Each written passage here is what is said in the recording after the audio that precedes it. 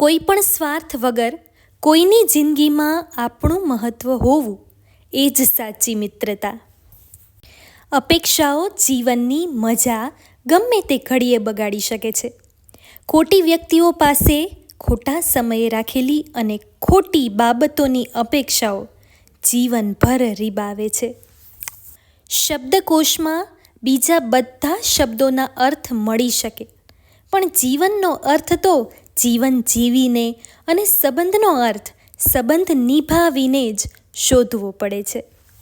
સમય ધનથી વધારે કિંમતી છે.